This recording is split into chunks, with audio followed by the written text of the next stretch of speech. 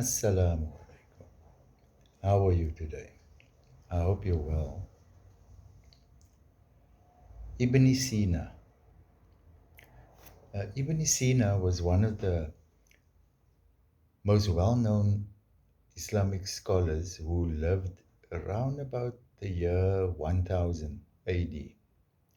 So that's 1023 years ago. Um, he actually lived before the year 1000, so it's more like 1050 years ago, but that's not the point. Ibn Sina was an extremely prolific scholar. He studied everything. He obviously studied Islamic theory and Quran and Sunnah and Hadith. But then he also studied everything you could get his hands on: mathematics, physics, geology, alchemy at the time. During the time of the Islamic scholars, there wasn't chemistry as we know it today.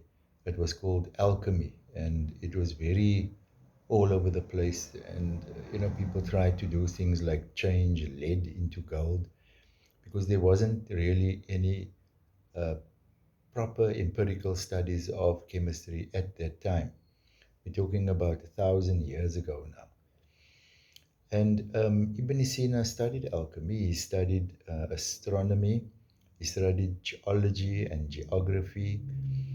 But the one field that he was most noted for was medicine.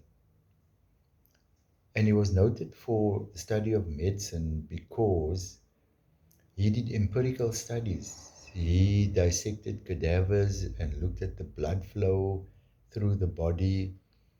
And he actually was most well known as a medical doctor. Did you know that Ibn Sina's Black Book was still used by people um, about 130 years ago, in the early 20th century? In those days, doctors used to walk around with a little black bag with a stethoscope in and all their medicines in glass bottles, and they had a little black book with all symptoms and treatments in it. And the book that they were using in 1900 and 1910, up until then, was Ibn Sina's handbook. And I'm talking here about the whole world, the whole Middle East, the whole Muslim world, the whole of Europe.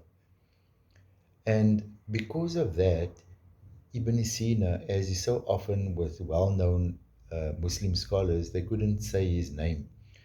And so he was called Avicenna. And they used his book.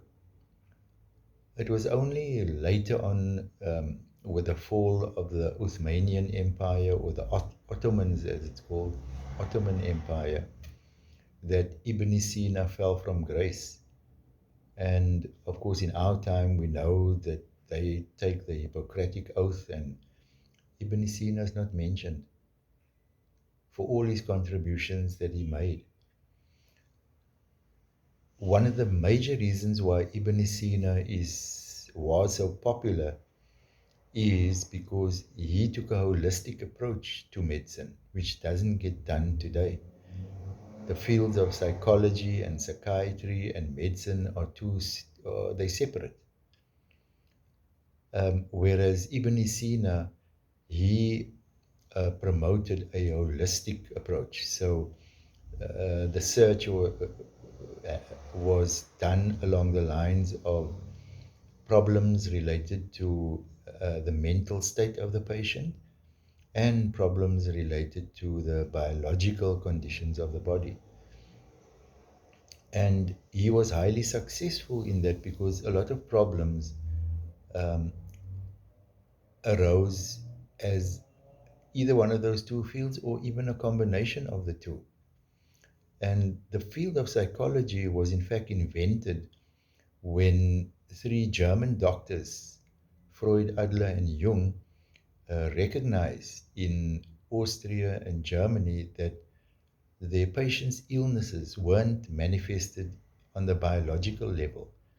And they very quickly found out that it was mental problems that was causing symptoms on a biological level, and hence the discovery, if you like, of the field of psychology. They, as medical doctors, of course, were psychiatrists at the time, but that only came later, where only a medical doctor could dispense medicines, making them separate from psychologists who weren't or who aren't medical doctors. Ibn Sina, of course, was a medical doctor, and he studied pharmacology, which was the dispensation of medicines to patients.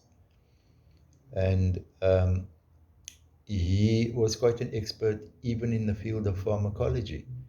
And this is something that is so prevalent amongst Islamic scholars back then, where they studied everything.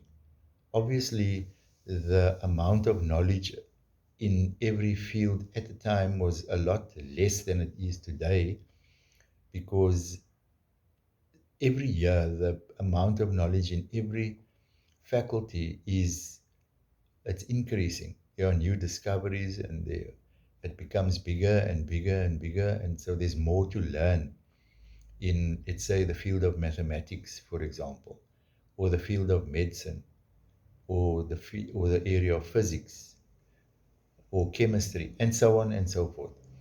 So, what the scholars did back then, the Islamic scholars at least, they just studied everything that they could get their hands on, because there's an injunction in Islam: seek knowledge from the cradle to the grave, seek knowledge from here unto China, which is the furthest place that you could travel. And so it was all about seeking knowledge and gaining knowledge back then. And that's what a lot of them did, including Ibn Sina. And he was one of the most prolific scholars of his time. Um, Ibn Sina, he lived for just under 60 years, and he wrote hundreds of books in all those fields that I just mentioned to you earlier on. So, besides learning and besides studying, and remember empirical study, studying down in minute detail, that's also a discovery of the Islamic scholars.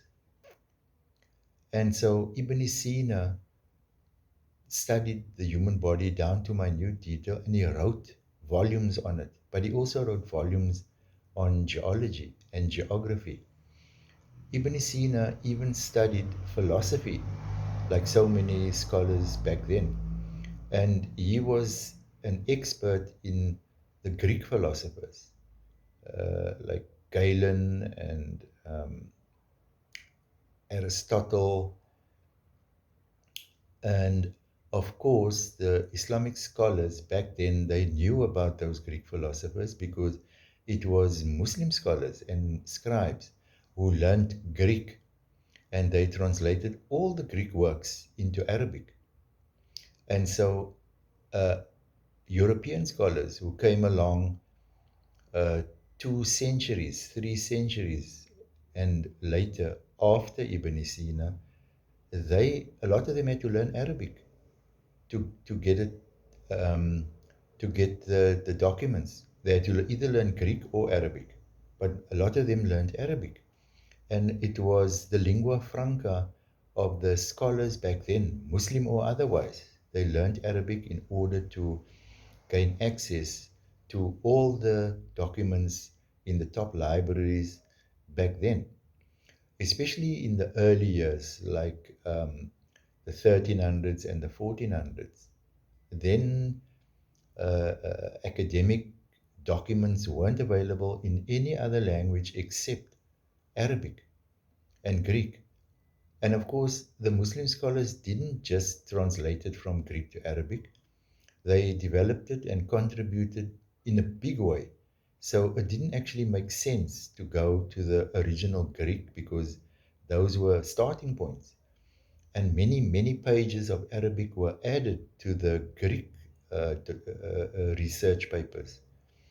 So it made sense for scholars who came along later, long after Ibn Sina and his peers who came uh, 200, 300 years before him. Can you imagine how many Greek documents were translated? Can you imagine how much additional pages were added to the Greek research areas? So it made sense for them to start from the Arabic and to go further, which they, of course, did. That's it. Ibn Sina. Salamu alaikum.